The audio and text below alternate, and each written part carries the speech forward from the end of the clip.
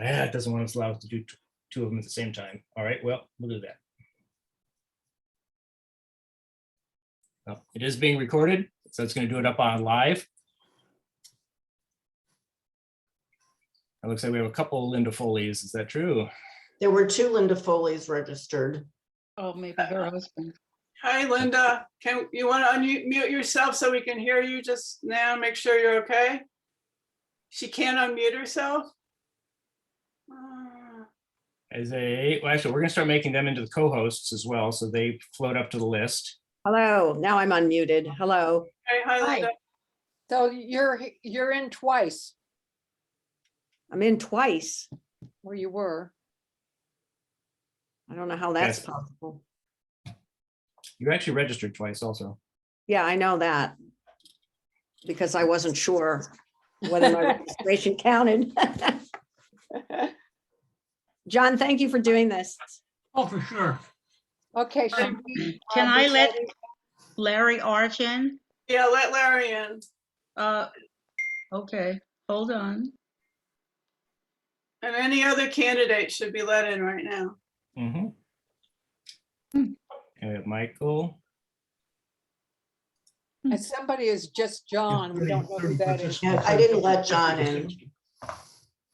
We can ask see if John can Yeah, can rename you himself, right? maybe send another message of, Yeah, hold on one second. I don't see Larry Rosalind on the list. Mara and Roger Williams. Yeah, that's Ginger. They let Roger Williams in, that's Ginger. Roger Williams, what? It's Ginger's husband. Oh. So we can let him in? Yeah, unless it's actually Roger. I'm pretty sure it's Ginger though, yeah. Just joking, yeah, let him in. Okay, and Rosalind Mara is not on the list. I don't see a Larry. Yeah, Larry Arch is on the list. I He's know, but already I don't been see him admitted. on the list here to admit him. He's already been admitted. Oh, I thought I was doing that top list, the top of the list. Well, I started from the bottom and, We're just all getting right, them so I'm all. gonna send a message. I don't Mhm. know. Okay, so how come I see Linda Foley and not Amy Frieder on my screen? I'm here. Why can't I see Amy? Oh, okay. Yeah, you may need to put it into gallery. Oh, okay, all right, I got it. All right. Okay. Pat, you can let in Colin Richard and Joan Kleinman. Mhm. Rose Mera. Mhm. You said yes to Roz Mara because I don't see her on the list. She's a late registrant, but she is there. Okay, and Dean Kaplan. Can He's you, on. He's on. I'll Yep. admit him. Dean's can on you, the list. He's on the list. can you unmute Larry Arch? Yeah, hold on, I have to find him.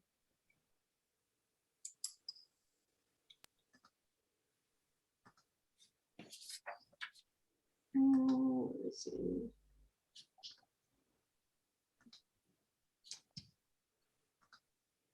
All right, let's see who else we have up and running. So we have, Mr. Ali is still not present that I've been able to see.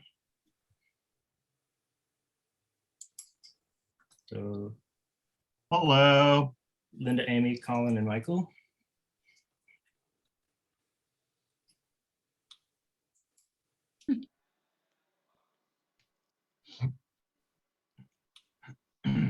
we still don't know who John is, right? Yeah, So Michael, are you Leslie Schreier? Let's see. No, I'm Michael. Leslie is my wife. All right, let me try to see where your picture. There you are. Okay, hi. I'm still waiting for Mr. Ali to join us.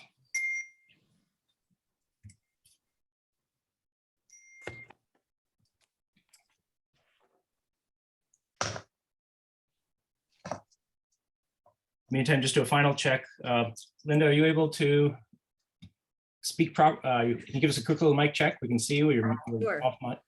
testing, test. Beautiful. 9876. Amy, can you give us a quick little test again? Testing 1, 2, 3. Okay, that seems fine. Richard, I'm sorry, Colin, are you in there?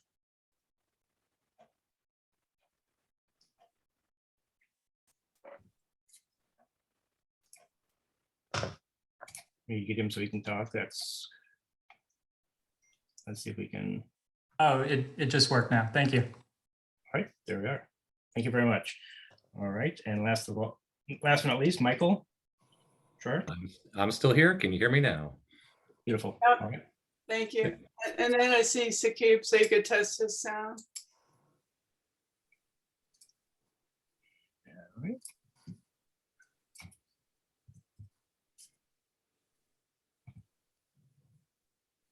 W. Roberts. I don't know who W. Roberts Yeah, is. he's a caucus member, William Roberts. Oh, it's- Robert. Oh, okay. Isn't that Mary Jane's husband? No, we got two Roberts. It's another Roberts. Sakib, we'd like to actually see if we can hear you. Can you unmute yourself? Now I can. I tried unmuting myself previously and it wouldn't unmute me.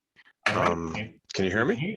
Yep. Okay. I had some other people are trying to visit the registration page and get the link, and they're complaining that they haven't gotten the link. They just are going there right now. Right, And there are they're people who not. have actually registered 3 minutes afterwards, so they're still just getting in. So we haven't seen them Okay. yet.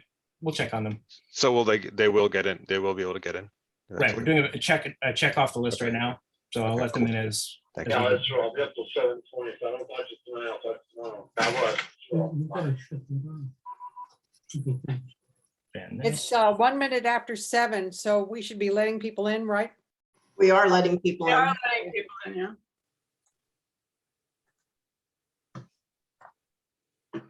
So Diamond is in there.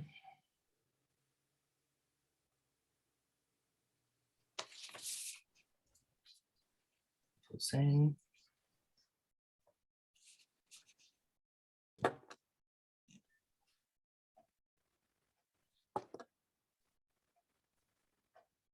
Yeah, we're still having people register as of right now, so we'll continue to let them in as people are checked off. Right. Yeah, because like Harold Diamond, I don't see. Is Harold Diamond registered? And not on he's not on our list. He's not in there yet. What about Asif?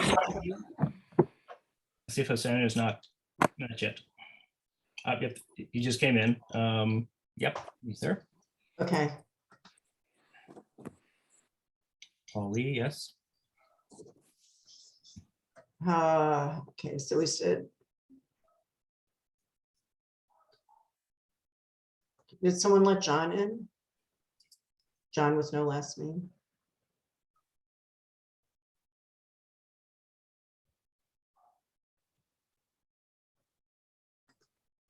I'm still not seeing a Harold Diamond as a registrant yet. Did somebody let John in? I don't see him in here anymore. I didn't let him in. What about Dan Meyer? Was he a late registrant? Yes, he did. Mhm. Yes. Yes, actually he's in already. And Oops. there's still people registering. You just got 3 more in the last 30 seconds. How many people do we have on the call now?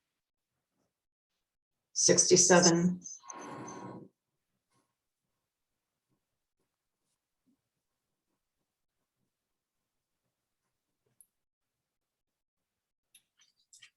Well, John, if you'd like to begin this, I can continue to watch anybody who comes in late. But I think we're in deference to our. I can keep a watch on it. Ready to go? Yes, thank you, John. Thank you. So All right. yours now, John. Good evening. My name is John Keller. The Executive Committee of the District 15 Caucus asked me to moderate this panel, this forum, for the candidates who are running to replace Kathleen Dumais, who, as you well know, has been appointed to the judiciary judge. The Executive Committee consisting of Gail Cheat, who is the chair, Kathy Dukowski, the vice chair, Ginger McComber, the secretary, and Larry Arch, the treasurer, have been tasked by the Montgomery County Democratic Central Committee to hold this forum for all candidates who are for this position. So let me just mention that this, as you probably know, this is being taped, being recorded, and everyone who is a registered participant will receive a copy of the tape in a timely fashion. On behalf of the D15 caucus, I would like to welcome all members of the public, all public officials, and especially a warm welcome to the 5 candidates. And those are Saqib Ali, Linda Foley, Amy Frieder, Colin Richard, and Michael Schreier. Those are the 5 people running for this position. The ground rules. This is a forum and not a debate. So what we are looking for is a civil dialogue.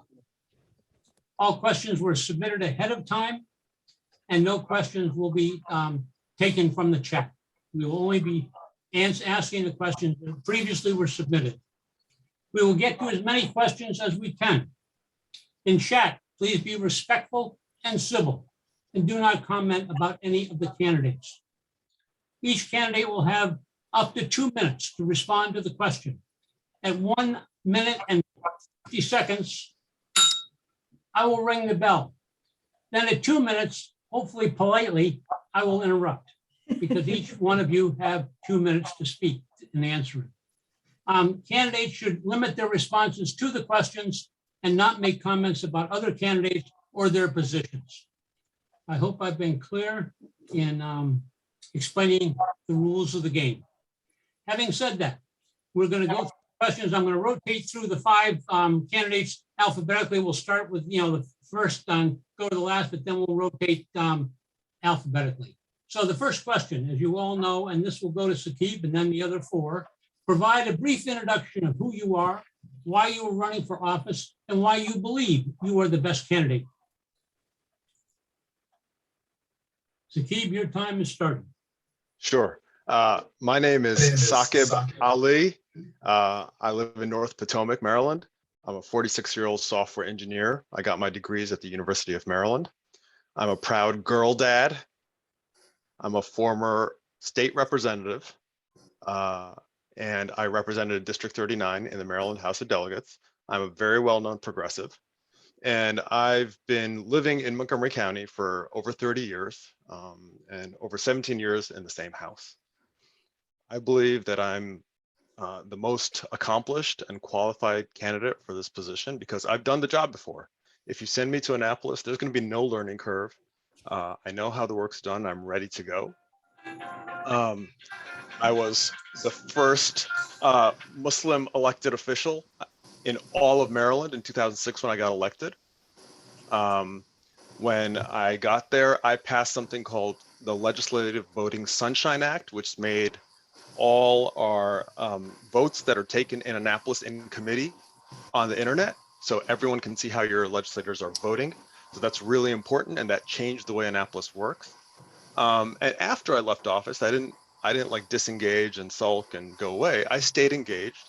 I'm the person who got the Montgomery County schools to treat Muslim holidays just like they already treated Christian and Jewish holidays by giving a day off for all kids. Now, I'm uniquely qualified amongst this list of this field because I'm the only one who's ever won an election for a public office.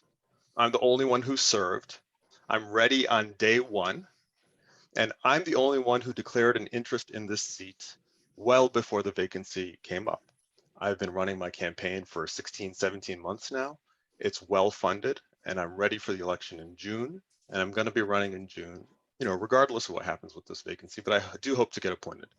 I'm the only one here with a track record of votes and co-sponsorships of progressive legislation, from marriage equality to banning smoking in workplaces and abolishing the death penalty. And I'm the only one here who's from an underrepresented minority group. And the Central Committee has always used the appointment process to fill inequities created by elections, to fix those demographic inequities. And I think they should just continue that tradition. They shouldn't make an exception for this particular. Thank you very much. Your 2 Thank minutes is up. Thank you very much. Thank you. All right, we will now go to Linda. Same question. Hi. Hi, good evening, everyone. I'm Linda Foley, and I'm the chair of the Montgomery County Democratic Central Committee. I've been chair for 2 years. I'm also in public office. I'm the elected representative for District 15 on the Montgomery County Democratic Central Committee, and I've been doing that since 2018. I've lived in District 15 for 35 years, the first 14 in North Potomac, and the balance now in Potomac near Churchill High School, where I live. Before I begin, I do want to thank the caucus leaders for setting up this forum. And I also want to thank them for their incredible work as volunteers. Leading the caucus, Gail Cheek, Kathy Durkowski, Ginger McComber, and Larry Arch. It's really been an honor and a privilege to work with you, and I look forward to working with you far into the future. Thank you very much for your work here.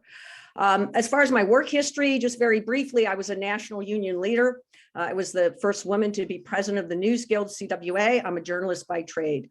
My life's work has been representing people and building coalitions to better their quality of life. And I want to bring those same skills for the residents of District 15 to Annapolis. I'm running for office because as the leader of the Democratic Party over the last couple of years, I've spoken to many, many residents, and I understand the needs, the unique needs that we have at this time coming out of the pandemic as we are. I have the skills to make District 15's voices heard. I've hosted dozens of town halls in District 15 and many more around Montgomery County, and I know the issues. I'm the best candidate because I'm a proven leader. I have been totally engaged with the residents of District 15 throughout my tenure as their elected representative on the Montgomery County Democratic Central Committee. Together, we've achieved great things at the ballot box, and now I want to go forward and achieve great things in Annapolis. Thank you very much. And I look forward to talking about the issues. Thank you. Next would be Colin. No, Amy, I'm sorry, Amy. Hi, everyone. Hi, everyone. My name is Amy Frieder, and I am a lifelong Montgomery County resident, who many of you know since I was a precinct official and then area coordinator for District 15 until recently. Or you may have met me on the campaign trail in 2018 when I ran for an open House of Delegates seat here in District 15, and despite the odds, finished as the runner-up in a competitive 9-way race. Since then, I have only stepped up my involvement, and I am ready to run again. The average age of a Maryland legislator is 54 years old, and baby boomers and Gen Xers are actually overrepresented. Meanwhile, millennials make up 22% of the state population, but they represent only 12% of the House of Delegates. Central committees, including the MCDCC, has worked to offset this through their appointments.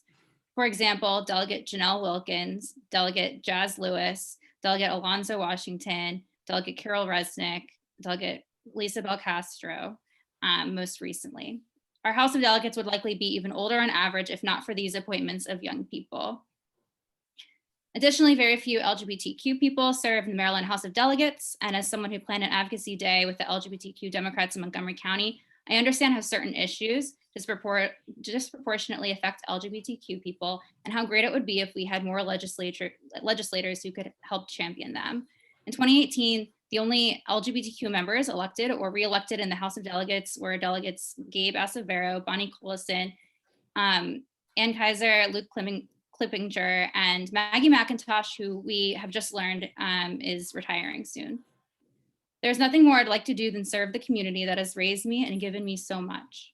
I'm asking you today to support who the voters decided was the next best candidate and throw your vote behind someone who has a vested interest in making sure our community is friendly to future families and thrives for many decades to come.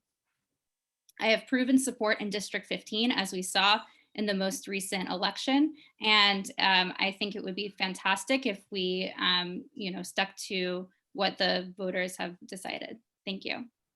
Thank you. All right, we will go on to Colin.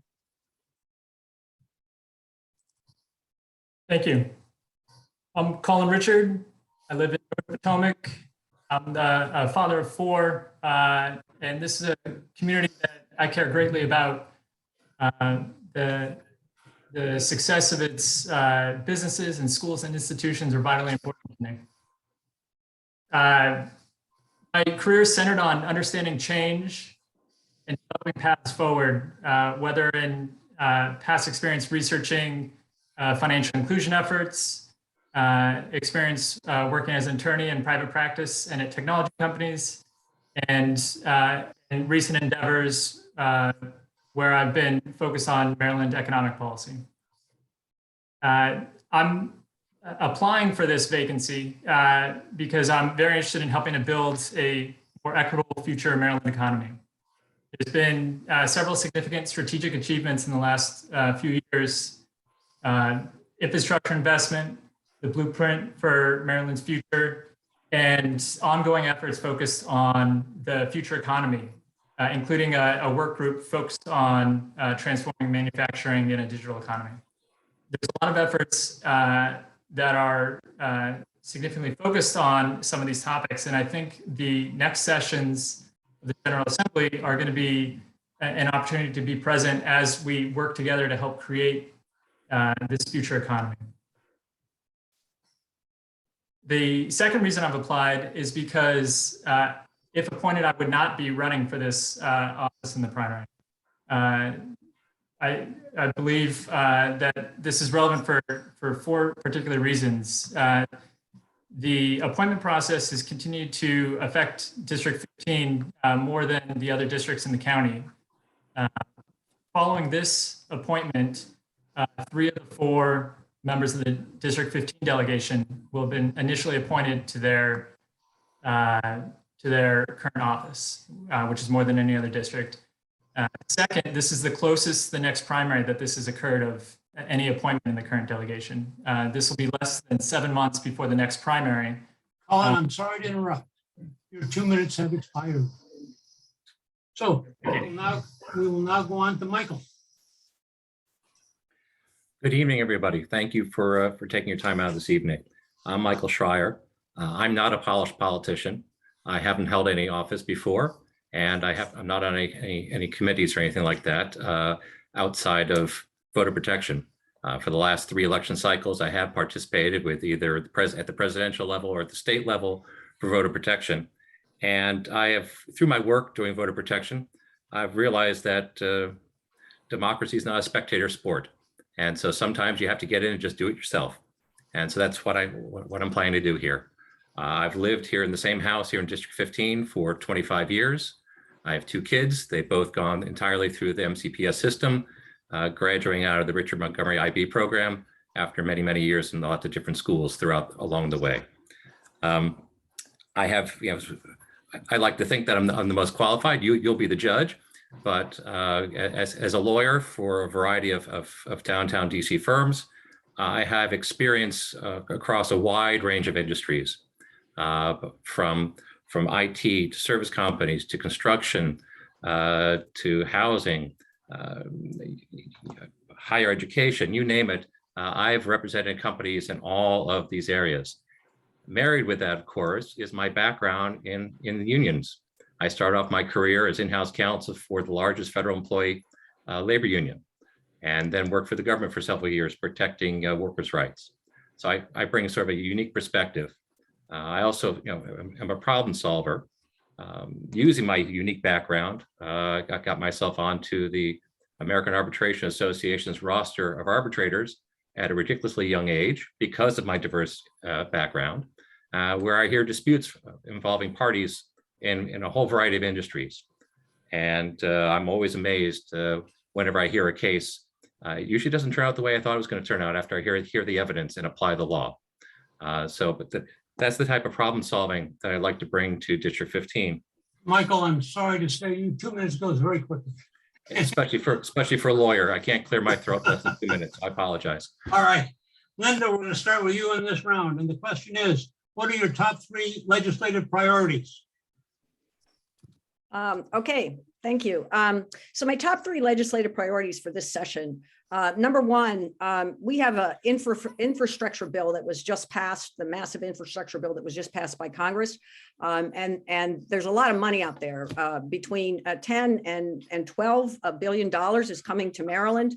from this infrastructure bill. I think identifying where this money should be spent and what projects it should be spent on is going to be a major focus of this upcoming session. We need to get it identified early because we have, there's five-year implementation on this, and we need to get our plans together early. So I think that's going to be a big part of the session. That's an important priority for me. Also, assisting families, working families, and small businesses as we emerge from this pandemic. We're not done yet with the pandemic. There still are many issues that are out there that need to be addressed. And I think that there's a lot of work to do in Annapolis to help families recover from the pandemic and move forward with some semblance of normalcy. And then finally, my third priority is women's reproductive health and access to abortion care. We need to make sure that abortion care is protected. There are many things going on around the country with respect to abortions in Texas and Mississippi and other places. We know of those cases. And the Supreme Court is looking seriously at overturning Roe v. Wade. For us in Maryland, we do have access to women's reproductive health and rights to abortion care, but that could be jeopardized if Roe v. Wade is overturned. So we need to do some things to make sure that we ensure that women can access the health care that they need. If you would like to know other issues that I'm interested in, you can go to my website, foleyfor15.com. That's FOLEYFOR15.com. Thank you. Thank you. All right, Amy.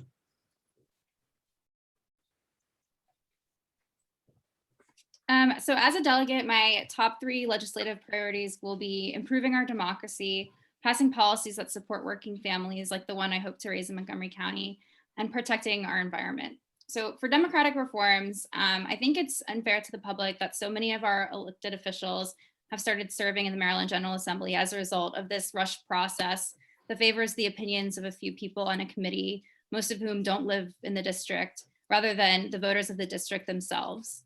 I think that if over 20% of our members of Congress were initially appointed rather than elected, which is the case here, there'd be outrage. Maryland's actually the only state other than North Dakota with both 4-year House terms and a political party-controlled nomination process for filling vacancies. I think it's time to join the many red and blue states with special elections, and even an all-male special election system would be a huge upgrade from what we currently have.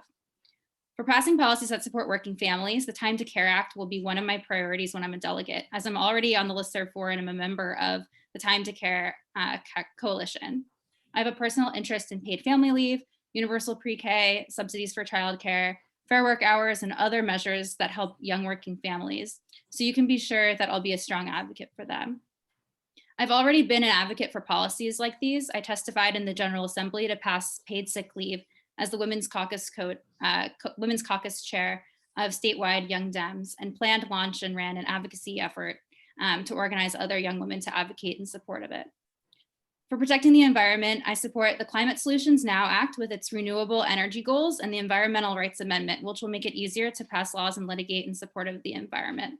It's really tough to choose only 3 priorities, but these are the 3 that I strongly believe in. And I think that, environment is strongly tied to transportation, another issue that I have advocacy experience in, in the county. And so, I think these are the top 3. Thank you very much. Colin. Thank you. My primary goal for the balance of this term is to help build a more equitable future economy for all Marylanders. 3 specific areas in which I'd focus is a more fair approach to taxation, to ensure that all pay their fair share, and that there's sufficient revenue to really allow Maryland to invest in some of the policies that we hope to create to help build this future economy. Second, I'd be focused on innovation policy to help ensure that Maryland continues to be a leader on infrastructure, on broadband access, and on other areas in which we can ensure that Maryland has a greater share of the future innovation economy. And third, be focused on upholding our shared democratic principles. Thank you. All right, thank you. Michael. Thank you, sir. I think this question is a little off focus given the purpose of the special appointment here that we're talking about, because with the upcoming special session, they're talking about potential overrides, government veto, appointing a treasurer, and dealing with a redistricting plan. So I think that is a more appropriate topic, but I'll answer the question as asked. The top three priorities are, for me at least, are procurement, education, and the arts. For procurement, my background is primarily the intersection of federal government contracts and labor and employment law. So I do a lot with procurement issues. And through my time working with the Montgomery County Chamber of Commerce, I was on the GovCon committee for the Montgomery County Chamber of Commerce for about 3 years. And it was very evident to me that Montgomery County alone is the #2 county in the country for number of small businesses that do work for the federal government. So Maryland has a huge competitive advantage when it comes to federal procurement. And I think that the state should do more to foster the growth of federal contractors through tax incentives, through variations of hub zones and other things to encourage the creation and longevity of federal contractors in the state. Similarly, I think that the Maryland procurement needs to be revamped. It needs to adopt the model procurement code put out by the ABA or other organizations. Education, again, I read the paper and I see, talk to folks about how teachers and the school systems are just, bursting at the seams dealing with the aftermath of COVID. There's going to be a lot of money and time that's going to be needed to rebuild the schools and to help kids and communities catch up from almost 2 years of COVID. Finally, the arts. I'm steeped in the arts, and COVID has just completely decimated the arts. And that is a natural base for nourishing the soul, number one, but also for constituencies for the Democratic Party. So I think that it's very important to stimulate the arts, to allow them to come back. Thank you very much, Michael. Appreciate it. We'll get back to you again, I'm sure. All right, Saqib. So, hold on one second. So, I am the climate change candidate. I understand that human-caused global warming is an existential crisis for all of humanity. This is going to be my #1 priority in Annapolis. And accordingly, I'm going to say that we need to make Maryland carbon net neutral by 2045. That bill failed this year because the House and the Senate couldn't agree. But I will say that we should go with the Senate's version. I will talk to Kumar Barve and I'll say, hey, accept Senator Pinsky's version of this bill, which is more aggressive on cutting down our global warming. And I will say also that we should cut our emissions to 60%, no, to 40% of what they were in 2006 by 2030. So this is a very important thing. We got to throw every tool at this problem we have, and we have to get to carbon net neutral as soon as possible, and just accelerate that curve down towards that. I understand that. The other thing is I'm the racial and social justice candidate, okay? I want to make recreational marijuana legalized in Maryland, and I want the communities that have been affected by the war on drugs, from the Latino community, the African-American communities, to share in the profits of the taxation from that product, okay? I also think that our incarcerated citizens, when they do labor for the state, they should be paid a minimum wage. Did you know that right now they get paid like $1 or $1.50 per hour? It's slave wages. And I have listed this on my website, a very detailed racial justice platform, or very detailed climate platform on my website for months and months and months, not just since the vacancy opened up. I'm also the good government candidate. When I was in Annapolis, I posted the ballot, the votes online for committees. I eliminated the secret ballot in MCDCC. I'm going to interrupt you. We need to eliminate this. Saqib, I'm going to interrupt you. Thank you very much. Thank you. We'll go now to the next question, I believe. And that is, how will you reach out to your constituents in both the up county and the down county and balance their diverse interests. And we'll start with Amy. So I actually have strong roots to both the up county and the down county areas of the district, so it comes very naturally to me. I was born and raised in the Gaithersburg, Darnestown, North Potomac area, depending on who you ask, and went to MCPS schools in Gaithersburg and Germantown from kindergarten through community college, literally going from MCPS and Harvard on the Pike to Harvard Law School. I've also rented in the apartment heavy unincorporated Rockville part of the district, and my partner is from the Potomac part of the district. One of my best friends and my communications director is from Poolesville, and I'm the only candidate who has canvassed significantly in this district, going door to door as south as the Bethesda section of the district to Barnesville and Boyd's, and has proven that my candidacy is broadly supported across not only different geographic communities within the district, but also across political leanings, in fact. I'm able to connect with more up-county communities because of my up-county roots, my military reservist background, and my interest in up-county and ag-reserve issues. It's because of this that I have the endorsement of District 15 community leaders, such as the executive director of the Montgomery Countryside Alliance, as well as Caroline Taylor, as well as District 15 leaders as progressive neighbors folks, and as moderate as Montgomery County Redistricting Commissioner Jason Maxstein. I'm able to connect with down county communities because I have many family friends in Potomac and have rented and lived in Rockville. Renters make up over 1/3 of Montgomery County, and yet hardly any of our county's delegation members are renters.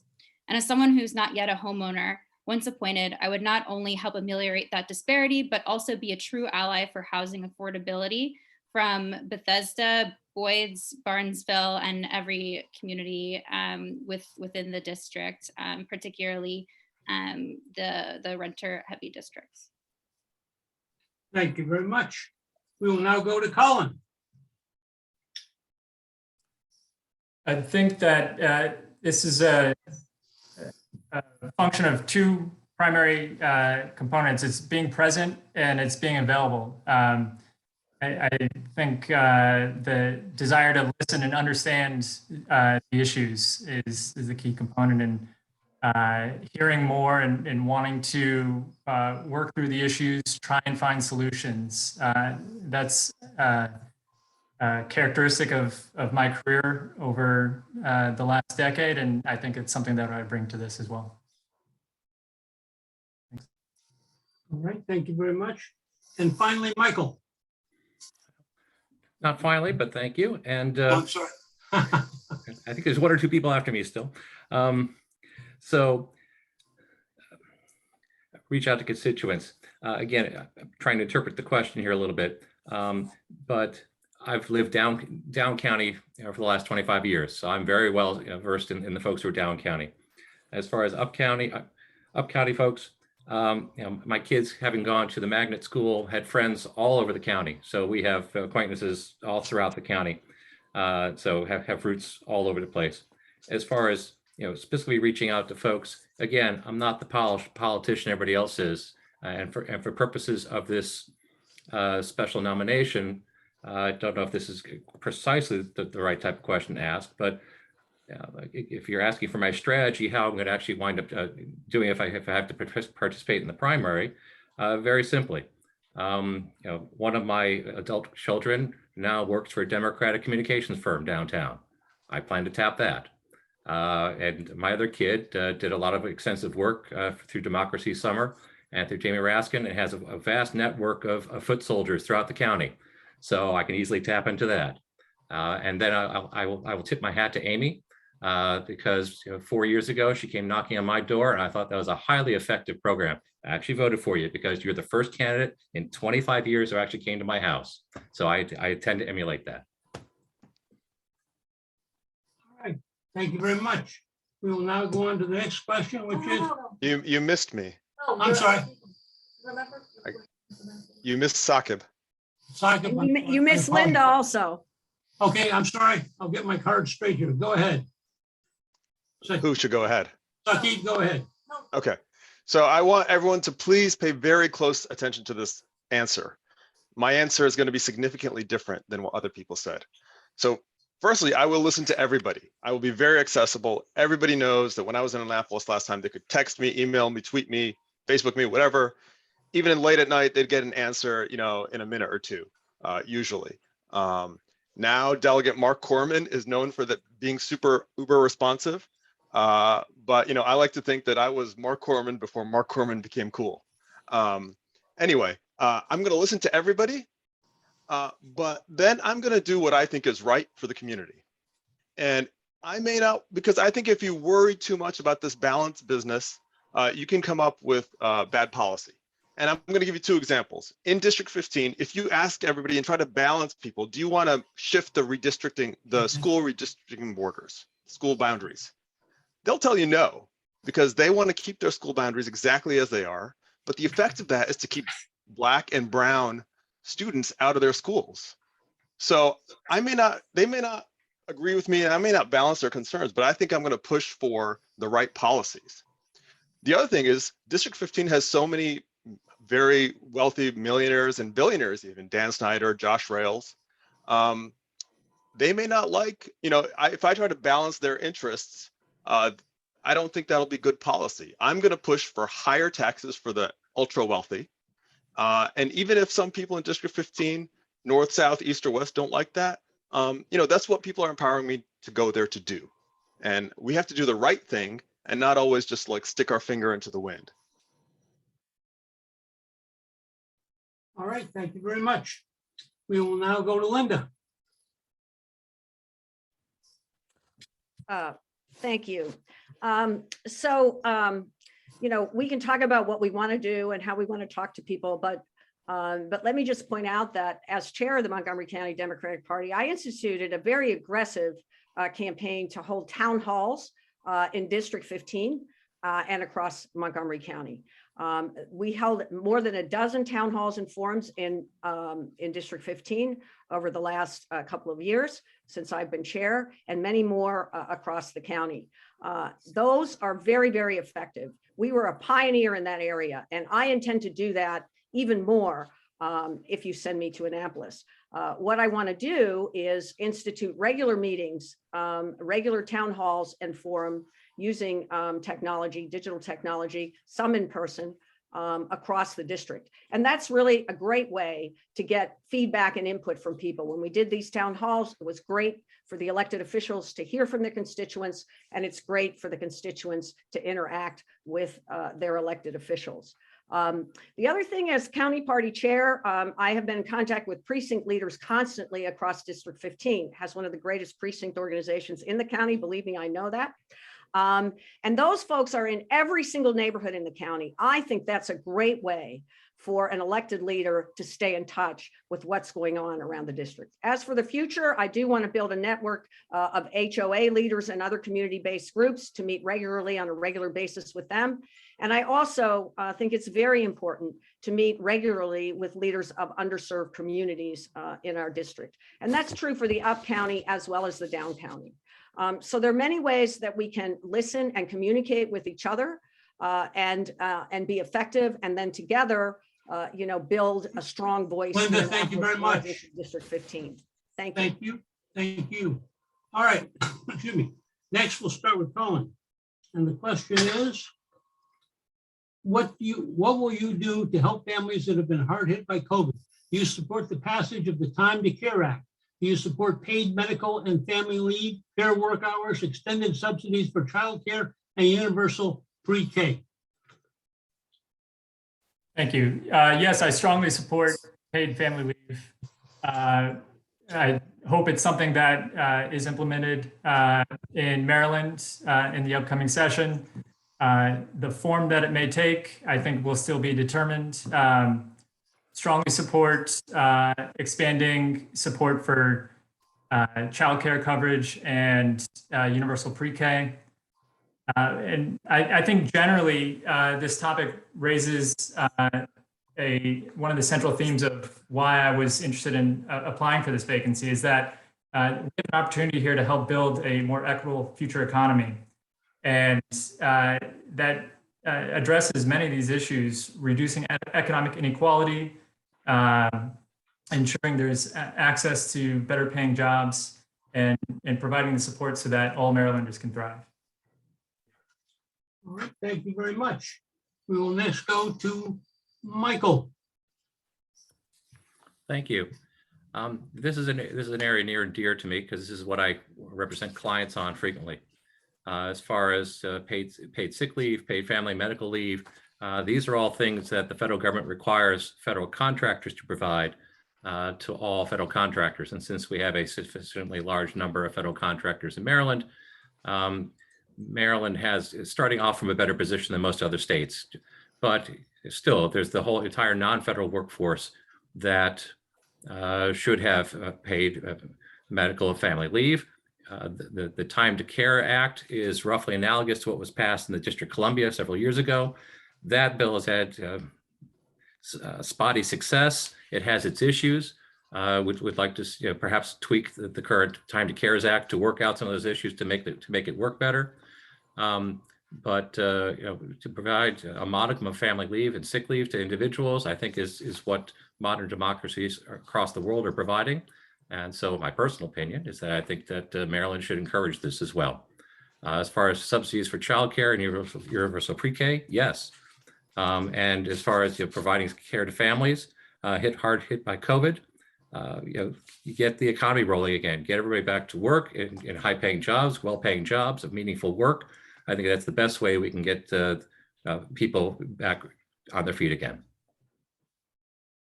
All right, thank you very much. We will now go to Saqib. So of course, I support paid family leave, this bill, Time to Care Act. It's an absolute travesty that in America in 2021, every worker doesn't have paid family leave. It shouldn't happen. Now, I like this bill. I support this bill. I will co-sponsor this bill. But I hope to God it's not even necessary, because I hope before I get to Annapolis, President Biden's Build Back Better Act will pass and make the need for this bill, obviate the need for this bill. I'm so proud. This all hinges on, Kristen Sinema and Joe Manchin gutting the most important aspects of the Democratic Party's platform, and I hope they don't do it. And I'm so proud of members of the House Progressive Caucus like Jamie Raskin, who was my former colleague in Annapolis, who held strong for so long to pressure, put these items on the agenda, focus our nation's attention on paid family leave, paid sick leave, universal paid pre-K. These are really important issues, and they fought that fight and they built the pressure. And I'm very hopeful that the Build Back Better Act will pass very soon. Next, we have Linda. Thank you. So it's very clear that if you were with the District 15 group when we went up to the Up County Hub earlier this week, it's very clear that the ravages of the pandemic are still with us.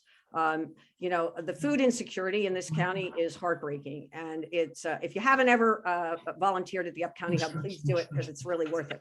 But we need to continue to support the food distribution efforts. But we also, in terms of coming out of the pandemic, we need to support the vaccination efforts, continue to support those in Annapolis. We're doing well, but this as statewide, we could do better, and we need to do that. And we need to make sure that all the funds from the CARES Act that was passed to help with the pandemic, we need to make sure that those are distributed. The governor has been slow distributing those. Anybody that has applied for unemployment insurance, enhanced unemployment, knows that. Yes, of course, I support the Time to Care Act. I was in on the ground floor when I first moved to Washington. When we did family and medical leave at the national level, I was involved in getting that implemented. So the Time to Care Act is very important. We could get it in the Build Back Better bill, but if we don't, we need to be prepared to take care of it in Annapolis. Likewise, if the Build Back Better bill doesn't include funding for childcare and universal pre-K, the state must step in. I want to point out, though, that funding for childcare and universal pre-K is already included in the blueprint for Maryland, and it's already underway and being implemented. So we must make sure that that blueprint continues to get implemented to address these issues. There are a few other issues, like, for example, the Fair Scheduling Act that would allow low-income workers to be able to know what their schedule is in advance so that they're not called into work willy-nilly and not be able to get childcare or make arrangements for that. So there are a number of things that can, additional things that can be done, but we do need to do more work here to make sure that working families in District 15 and across Maryland are able to come out of this pandemic with some semblance of normalcy. Linda, thank you very much. Thank you. All right. That was Linda, and so Amy. Like I previously stated, the Time to Care Act is one of my top 3 priorities. And I also support universal pre-K and the Fair Scheduling Act and other policies that support young working families like the one I hope to build. I've testified in the General Assembly to pass paid sick leave and will continue to be engaged in advocacy efforts to organize others to advocate in support of it. While I think it's great that our state legislators have worked to address economic pains as a result of the pandemic, the unemployment system was a mess. Like many young people, I temporarily moved in with one of my parents for a few months for affordability, health, comfort, and to just be a supportive daughter during the pandemic. My mom was newly living alone in a condo in the Rockville area, and was newly employed in a new job that she liked. However, it was a service sector job that was both closed during a long stretch of the pandemic and was not a computer-based job that would allow for working from home. I watched her spend many, many hours on the phone trying to get access to unemployment insurance. And I tried to do the best I could to be a supportive daughter. I'm so glad and I'm proud that I was able to support her when she otherwise would have been in a vulnerable economic and emotional situation, alone and unemployed. We need to consider how we can be better prepared for emergencies like these. Sadly, I also have 2 friends who didn't make it through the pandemic, not due to COVID-19, but due to mental health. They were friends and Marylanders who lost battles with depression. We are experiencing a mental health crisis in this country and in this county, and the pandemic only made it worse. As Jennifer Martin, who's president of the Montgomery County Teachers Union, MCEA, said, teachers are struggling to address the mental health challenges students face caused by the pandemic, as well as learning loss. And also the director of psychological services for MCPS said that before the pandemic, there was only one chapter of Our Minds Matter, which is a mental health club in Montgomery County. And it only existed at 1 school. And now that number has grown to 17. So students want more mental health services, and we need to do more to support mental health needs. Thank you very much. All right. I'm getting a little mixed up on my cards. Did everybody answer that question? Great. Let's now go to Colin to start the next one. And the question is, what will you do to improve the business climate in Maryland and retain and attract new businesses? Great. Yeah, I think 2 primary issues in supporting business climate in Maryland and Montgomery County is building for consistency. So a strong infrastructure and strong education system that allows for business planning and reliability in our area as we seek to expand. But I think that there's another component to this as well, as we think about some of the effects of innovation in our current economy. And it's also helping to bring Montgomery County to the state economy and to the national economy. An increasing proportion of jobs will be available with remote options and with alternative work schedules. And the result of some of these considerations further expands the range in which individual businesses will be thinking about locations for both where we choose to live and where we choose to work. And so I think we want to continue expanding access to universal broadband here in Montgomery County and continuing to support a great education system. All right, thank you very much. Michael, same question. Sure, the business climate question.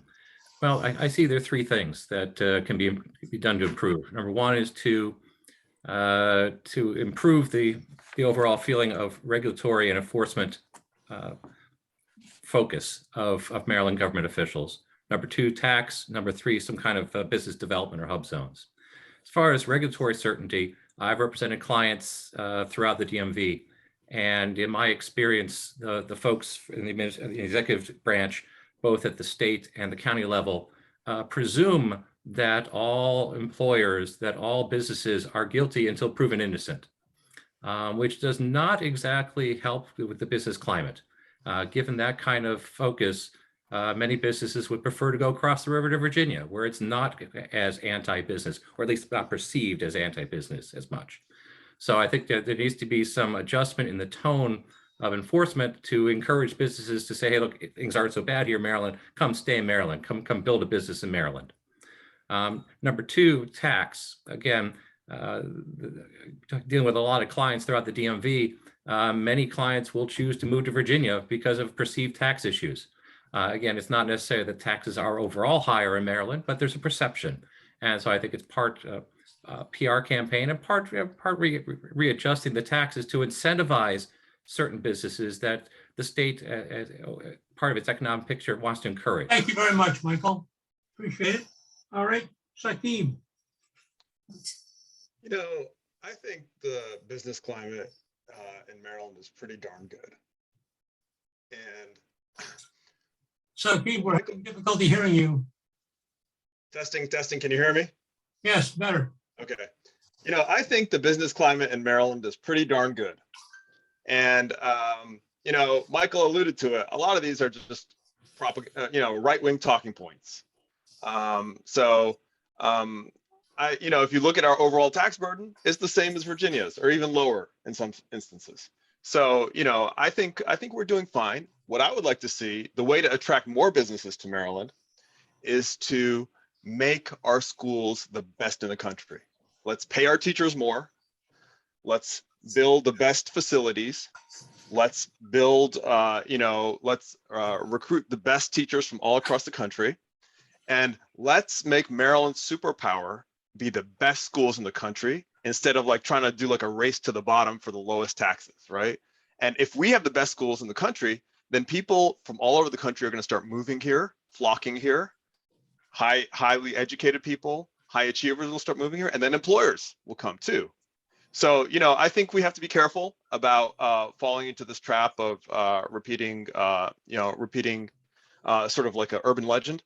You know, I think the economy here and the economic climate is pretty good. All right, thank you very much. Linda. Okay, thank you. I think one thing we can do right away is to streamline the process that it takes to open up a business or to start a business here. You know, in Maryland, this is a great state, but we have a lot of problems with our bureaucracy. So we need to reduce the red tape when it comes to starting a business or opening a business. I think it's important that we support and enhance the entrepreneurship programs that are already underway and already exist in the Montgomery County Public Schools. Those are a pipeline directly to Maryland businesses. The entrepreneurship program is done in cooperation with Montgomery College and the universities at Shady Grove. And it's a great resource for businesses who are coming into the state. We can do tax incentives for startup and expanding businesses, and we can make those tax incentives tied to job creation. That becomes a win-win for everybody.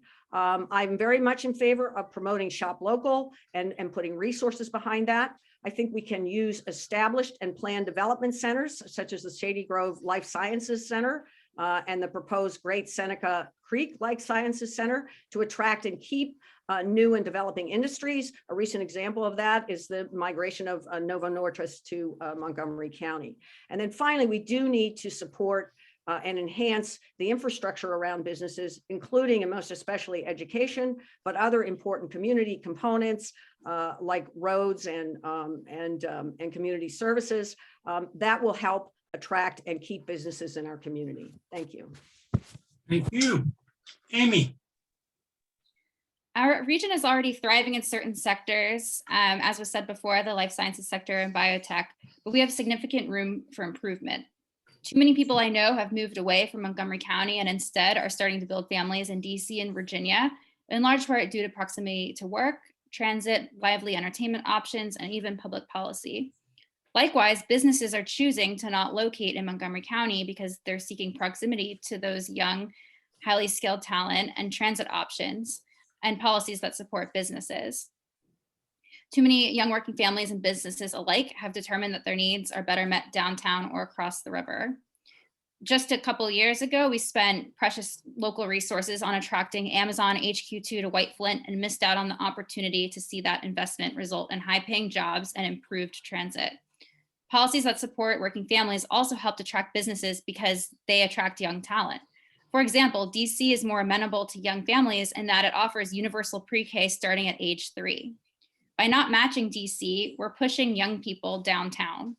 If we match DC in that respect and pass the Time to Care Act, guaranteeing paid family leave, we could regain our competitive advantage. All right, thank you very much. I think everyone got to speak on that, so we will now go to one on fossil fuels. And that is, what would you do to reduce our reliance on fossil fuels? What will you do to support the development of wind power off our coast, solar power, and protect land outside of the agricultural reserve? And I believe we're starting with you, Michael. Okay, thank you. Well, as far as a lot of this stuff is going to be, thankfully, kickstarted by the Biden infrastructure plan that was just passed, which has huge spending for infrastructure and getting off reliance of fossil fuels and for charging stations and other smart infrastructure to move us away from fossil fuels. I think, as Linda and others said, I think it's a question of allocating how the money will be spent from the federal money that's being provided to making smart choices that work well for Maryland, given Maryland's economy and Maryland's priorities. As far as wind and solar, I have fortunately had some exposure to both those industries back at one of my prior firms, and there's just a whole lot of excitement and effort building up in those industries, especially since some of them are even based here in Montgomery County and other parts of Maryland. I think it's a question of incentivizing those businesses to grow. I think it's a question of providing direct state procurement to encourage use of those industries, both at the county and the state level, and also to provide encouragement on the tax base and other incentives to allow these businesses to flourish and to make Maryland a center for these technologies across the country. Thank you very much. All right, Shakib. Okay. What we have to do is we have to pass a law in Maryland that says we're going to be carbon net neutral by 2045, and that we're going to reduce our carbon emissions from 2006 levels by 60% by 2030. Okay. And we have to throw every possible tool at this problem. I want to give more subsidies to electric vehicles charging stations. I want to see the Build Back Better, more charging stations. I think in the infrastructure bill, there's some that passed. There's charging stations all over the country. We got to blanket them. And we also have to put more terrestrial solar even in the ag reserve. Okay, we have to take climate change as if it's the #1 overriding problem. I take this very seriously. I actually went out, if you look at these pictures, I went out and I bought an electric car. And then I also installed these solar panels on my roof. So I actually live this. I'm not just, talking, I actually made these changes in my life because I believe this is a legacy that I have to fix for my kids. And you know what? I'm going to loudly urge our congressmen to support. I'm going to interrupt you again. Green New Deal. I thank you for your contribution. All right, next would be Linda. Okay, thank you. So transportation is the largest producer of carbon pollution in Maryland. There's no question about that. So one thing we have to do is with our transportation, addressing our transportation problems and solutions need to be viewed through the lens of climate change. So it's very important that we fund public transportation. We really don't have public transportation here in District 15, so we need to expand it and bring it here. There is money in the infrastructure bill for public transportation. We also have a surplus of $2.5 billion in Maryland that we could use toward that. We need to support solar power and clean energy jobs. Fortunately for us in District 15, Senator Brian Feldman is a leader in this area. He was a leader on this bill.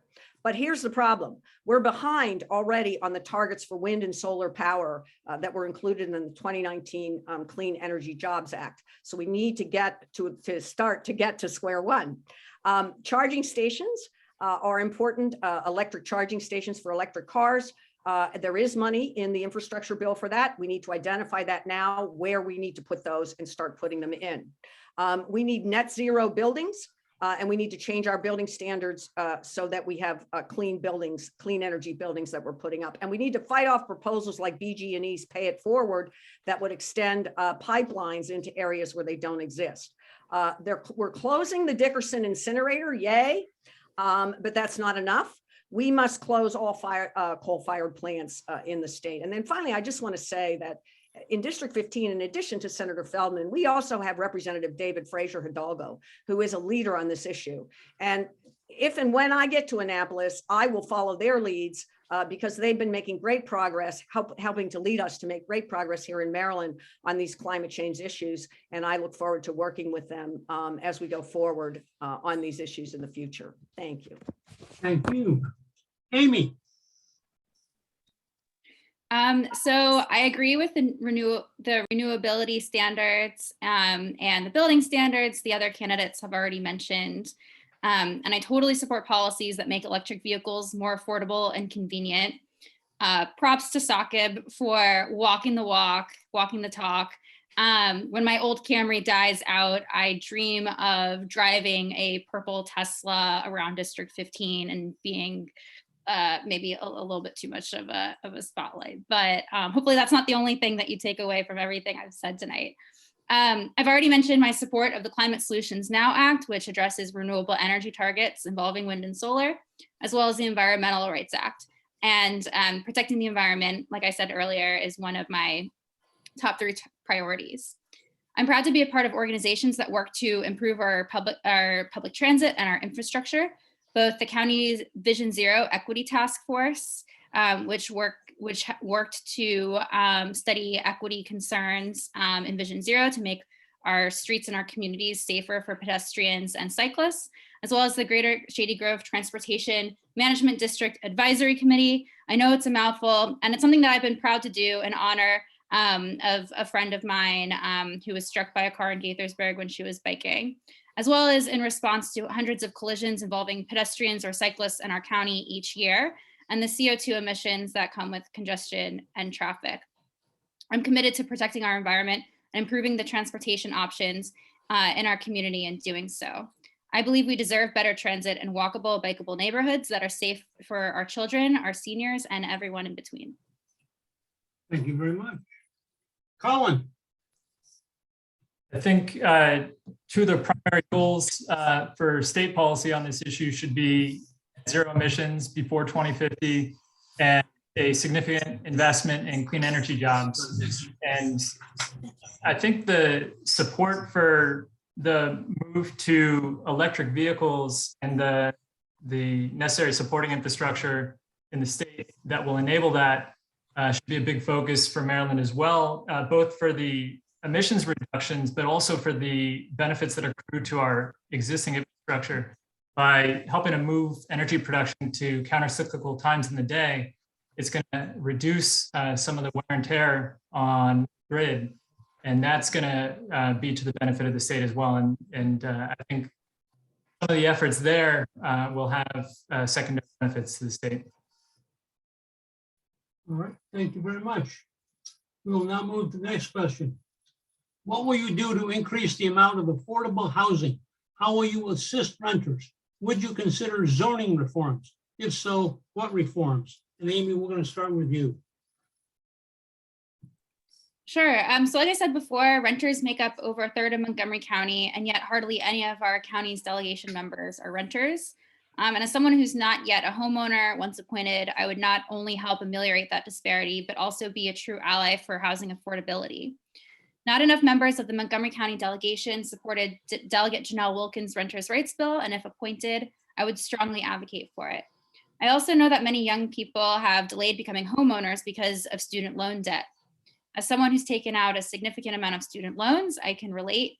And earlier this year, I promoted the Maryland Student Debt Tax Credit. Also, as someone who first attended Montgomery College Germantown before transferring to Cornell, I promoted the community college bill championed by Delegate Jared Solomon. Making education more affordable through tax credits, transfer agreements, and more helps people dedicate more of their hard-earned income towards paying for rent or saving up for a down payment. I'm also, there's a lot of room for improvement also with our zoning, as I'm a big fan of transit-oriented development. And as a member of the committees I've already mentioned, and the Action Committee for Transit, I've been pleased to see increased development near the Shady Grove Metro, which beforehand had a bus depot. There's lots of room for improvement, and my good relationships with county council members can help facilitate some of these changes. I've also personally spoken extensively with County Executive Mark Elrich about zoning reforms and housing affordability for young people. All right, thank you very much. Colin? I think the primary response to housing crisis is increasing inventory. I think we need to expand available housing in Montgomery County. And I think a big part of that is we want to increase density along travel corridors. I think we need to support transportation solutions in addition to that to help make this possible. But I think also, in light of some of the developments in innovation and work availability and things along those lines, increasing universal broadband access will be helpful as well. Thanks. Okay, thank you very much. And I think we started with you, Saqib, so. Oh, Michael, did we? I haven't answered this question. Go ahead. I have not answered this question. Yeah, I think it's me, then Saqib, and then Linda. Okay, great. Thank you. Okay. All right, so I'll go next. All right, so to increase the amount of affordable housing, I think I'm the only one of the 5 candidates here who's actually worked for developers and worked for construction companies. And so I look at it from a slightly different perspective. Obviously, I look at it from the perspective of the renters, but I look at it also from a supply side. Again, part of my background, I understand both sides of the equation here. And if you're looking to increase the amount of affordable housing, yeah, you have to provide appropriate stick and carrot incentives to the developers and to the owners of the land. And it comes down to basic economics. As Colin said, you need to encourage increased stock. How do you do that? You have to make it more profitable for companies and for individuals to create affordable housing. And so it's a question of finding the right balance between economic incentives and restrictions. For instance, I know that in the District of Columbia, that for every so many units of at price housing that one builds, one also has to build a certain percentage of affordable housing. Similar rules should probably apply here in Maryland as well. And so that's the primary focus, I think, for increasing the housing stock. Zoning reforms, I think, more typically is a county issue rather than a state issue. But to the extent that the state can encourage rezoning to allow for the expanded use of affordable housing, I think that's something that the state should tread lightly on what's normally the province of the counties. Thank you very much. And Saqib.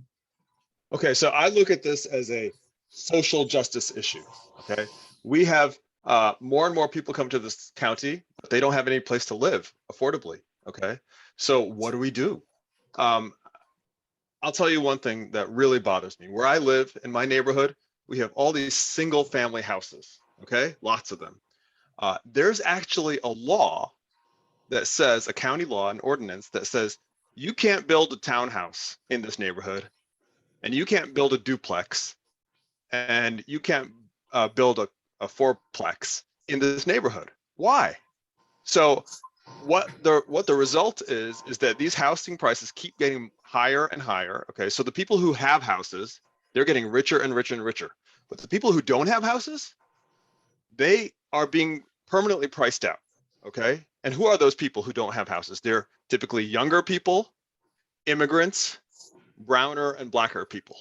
Okay, so we need to solve this problem.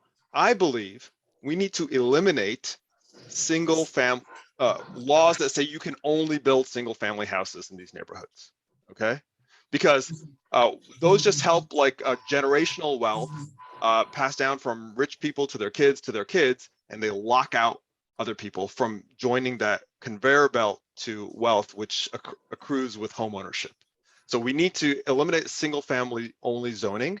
That's a county issue, of course. So I will support and endorse and campaign for and donate to candidates to the county council and county executive who I believe are really interested in making housing more affordable. That's the first thing. The second thing is there is a bill introduced by Janelle Wilkins, Delegate Janelle Wilkins, that says if you're a landlord and you're not going to renew the lease, you just have to give a reason why. Okay, and that was killed by the landlord association. Why? Why would someone not want to give a reason? There's only one reason you wouldn't want to tell Again, I have to why thank you're you and interrupt evicting you. someone is 'cause I'm it's sorry. something I'm going to stop nefarious. you right there. Thank you very much. Okay. All right, let's go. I think we're going to make this our, well, Linda, did you? No, I need to respond to this question. Okay, go ahead. Okay, all right, thank you. Hmm.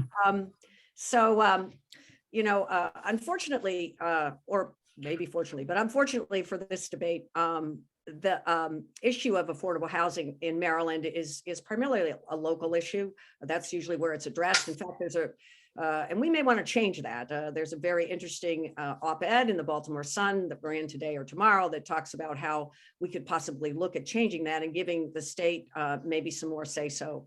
I think that is a debate that we probably need to have.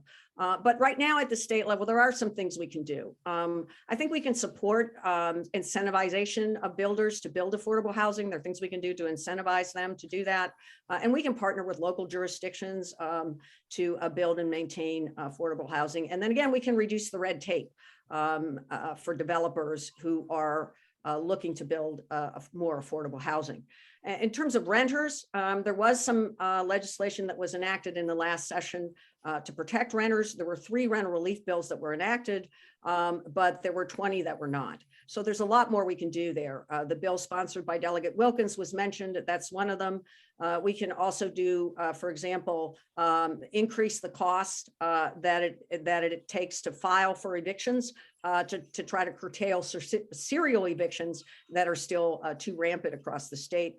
And we can provide more renter rights, such as access to their security deposits, utility metering, and so forth. In terms of zoning reforms, there are a lot of zoning proposals out there in Montgomery County. I'd be happy to discuss them at some point. And I thank you for Really, your response. This is not a state issue. Thank you very and- much. Linda, Thanks. thank you very much. Appreciate it. All right, we're going to make this our last. Should we do one more question? Or should we go to summary? Let's do one more question. One more question. All right. We'll do this. Here we go. This is about the P3. Do you support the governor's P3 plan to expand the Beltway in I-270? If not, what would you change or modify to improve roads and reduce congestion in D15? And we'll start with Colin. No, I don't believe expansion is the solution to traffic as a long-term problem. I think we need to focus on a variety of transportation options. Some of the suggestions that come to mind are expanding the metro line through Montgomery County, increasing the reliability and service of the MARC train in Montgomery County. But I also think that we should respond to some of the transportation issues by focusing on building economic centers closer to our district and increasing the economic climate here. And as well with a lot of the innovation that's going on, working to support bringing Montgomery County job seekers to the state economy and to the national economy. There's increasing availability of remote work options and other options. And as a result, we need to be supporting universal broadband access in District 15. Thanks. Michael, thank you. All right. Colin, thank you. Michael, we go next to you. Okay, thank you. Again, I have probably the unique distinction among the candidates to actually have represented companies that were bidding on the Purple Line P3 project. So I'm somewhat familiar with how P3s work in the state of Maryland, or sometimes don't work in the state of Maryland, as the case may be.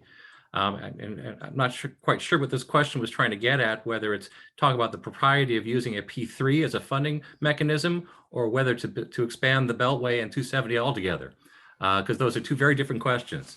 And as far as the propriety of a P3, it sounds nice. I think it works well for bridges and for throughways and other exclusive access things where the contractor can build the infrastructure and then charge tolls. But for something like expanding the Beltway or I-270, it raises kind of very undemocratic feelings about it when you're sitting there congested in traffic and you see a couple of people zipping along paying $50 to go 3 miles in the toll lanes. So it's very undemocratic for something that's usually a public good. But as far as expanding the Beltway and I-270, I think given the amount of development up county and the traffic jams that I see every day, sort of at the corner of Montrose and 270, I think there does need to be some expansion. Obviously, there needs to be some public transit options and some other ways to reduce the congestion on the roads. But as the population keeps growing and people keep commuting in from Frederick and other places north, I think that we have to expand 270. Otherwise, it's going to be completely unusable for anybody who actually lives in District 15.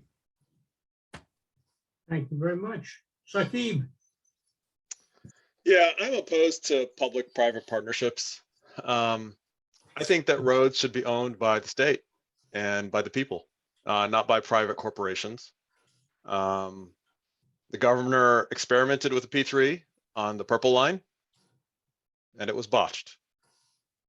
So I don't see any reason to continue a failed experiment on a much bigger and more expensive scale. I would like to alleviate road congestion, not by widening roads and building more lanes, but by reducing traffic, automobile traffic. And I think we can do that by, building homes closer to workplaces. If you look at Kentlands near me, there's offices and homes and restaurants all commingled. We can encourage remote work, right? The pandemic has made many white collar workers eliminated their commutes. So we can push that harder. We can encourage mass transit through extending the metro, putting in more bus lines. We can give people better bicycle options by building bike lanes, and making roads more pedestrian friendly. So there's a lot of things we can do. I just don't like the idea of just building roads all the time as the be all and end all. It's a very uncreative solution, and having private companies own our public infrastructure, I just think that that's a very insidious idea, where they get to then charge people and they get to keep the money. I don't want to, the idea of privatizing our public infrastructure strikes me as very just un-American, frankly.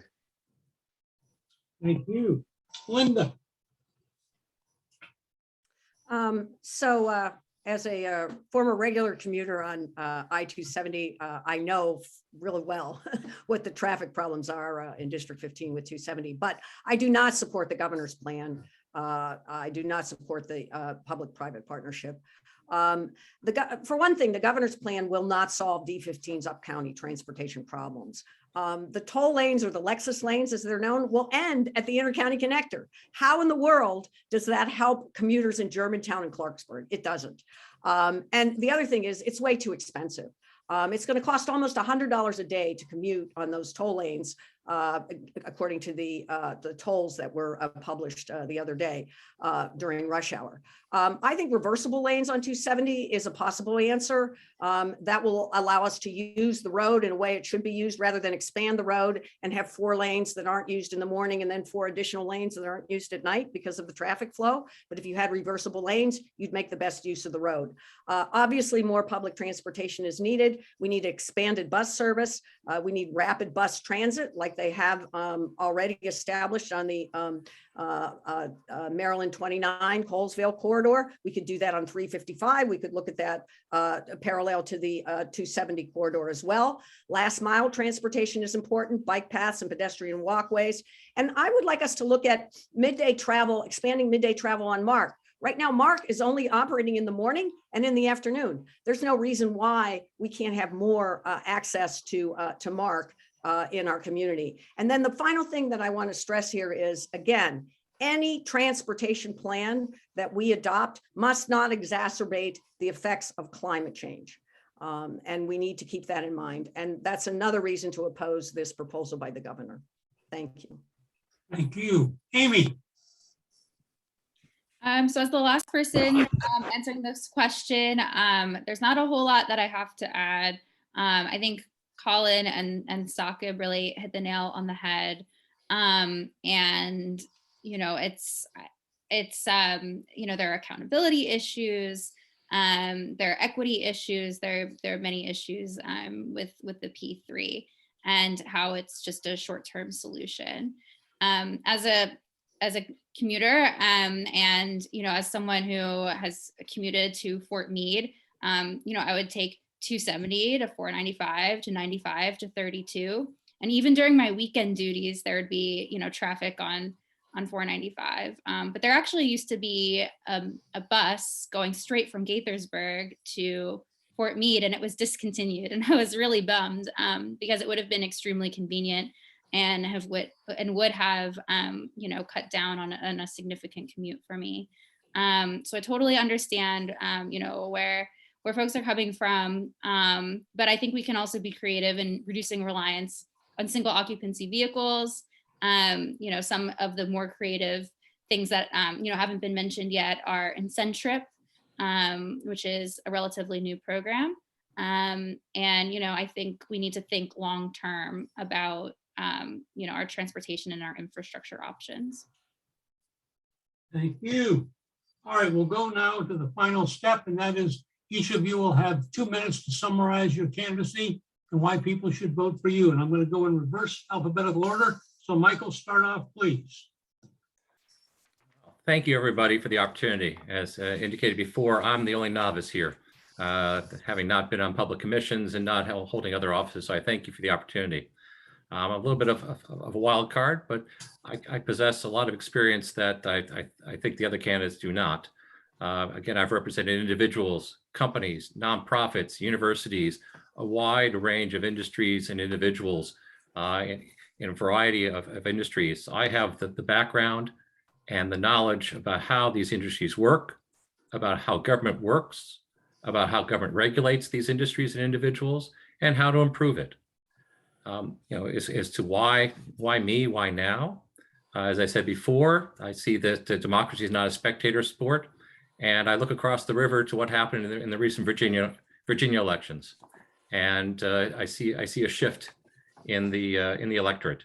Again, a little bit, you know, pendulum swinging a little bit more toward the moderate side than the progressive side, and I believe I have in my background enough to appeal to Democrats, disaffected Republicans, and independents, and it's sort of in the mold of the Honorable Kathleen DeMay, who's stepping down to become a judge.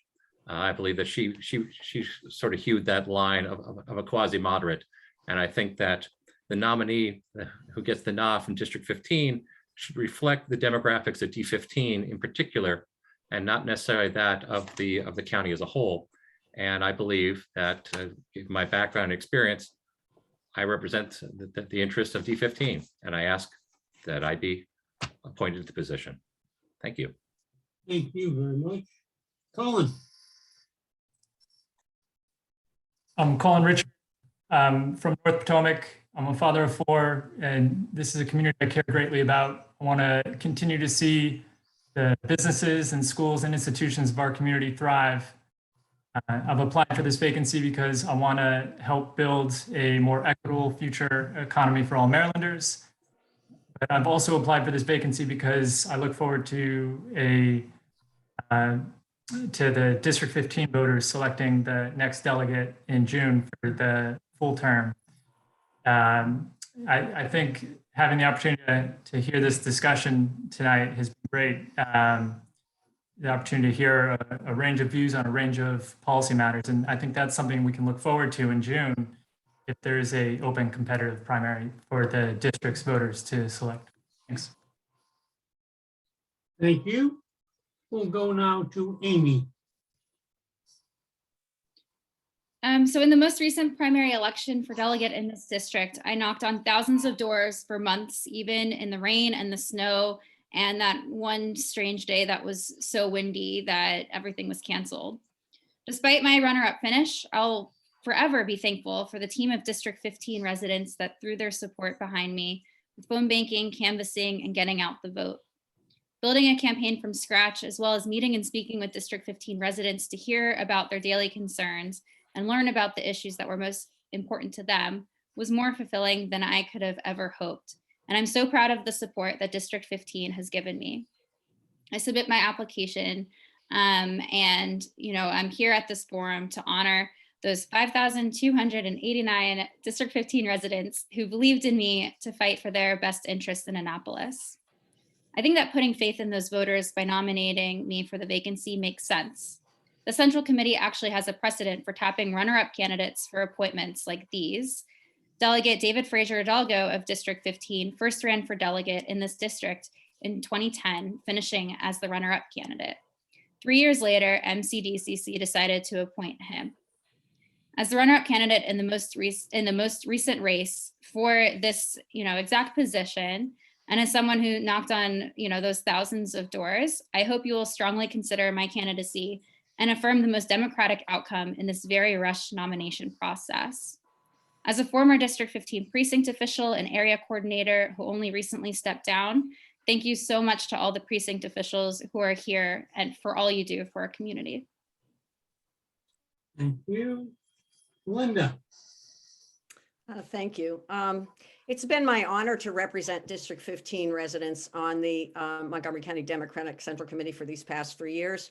I was elected in 2018 by 10,490 voters in District 15, and I think we have built an even bigger group of supporters since then. It's also been a privilege and a joy to get to know the precinct leaders in this district and to work with you during this very difficult time. We just came through this very difficult pandemic, very difficult time in our district, in our county, and in our country. But this really isn't about I, it's about we. This has to be about we. We have built a community of Democrats across District 15 and the county who have seen how, when we work together, we can accomplish big things. This is the kind of leadership we need. This is the kind of inclusiveness we need. And this is the kind of representation that I will bring on your behalf for us at the General Assembly. This is who I am. My life's work has been as a union representative, a leader in the nonprofit sector, and as the leader of the County Democratic Party. And my focus has never changed. It's always been on we. How can we make things better? That's how we build coalitions. That's how we get things done. The results from the Montgomery County Democratic Party and here in District 15, the results that we have produced speak for themselves. So with your help, we, you and I, and all the residents of District 16 will go to Annapolis and maintain and improve the quality of life that we know so well here in District 15. I'm going to say that I will look forward to joining a great team that's already in Annapolis with Senator Brian Feldman, Delegate Lily Chee, and Delegate Fraser Hidalgo. And I see really great things for all of us as we go forward into the future. Thank you very much for listening tonight. Thank you very much for your attention and for your support that I hope we have going forward. Thank you. Thank you.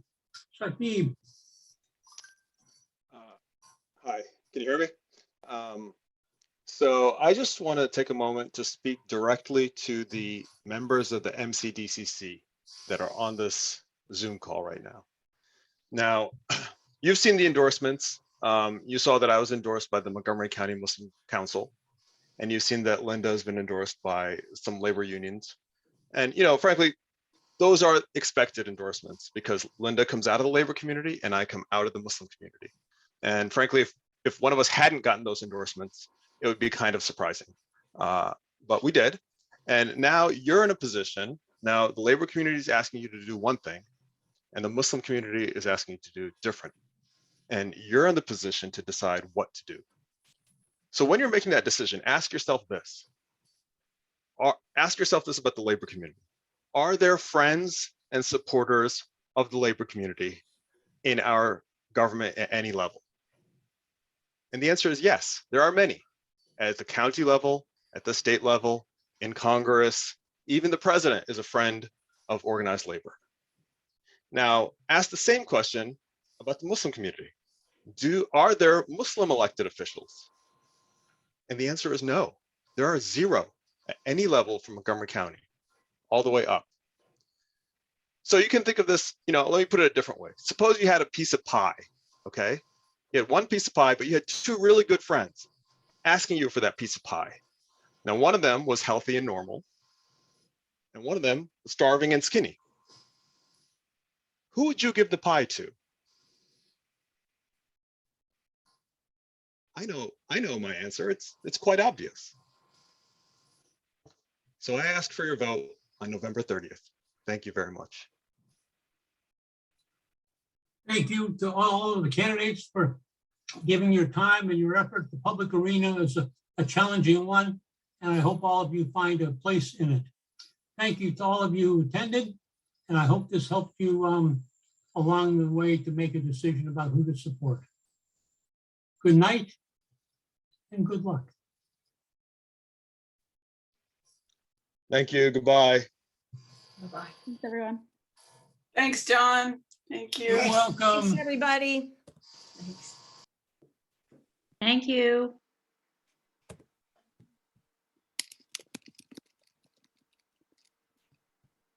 Yeah, thank you, everybody. Check your mailbox.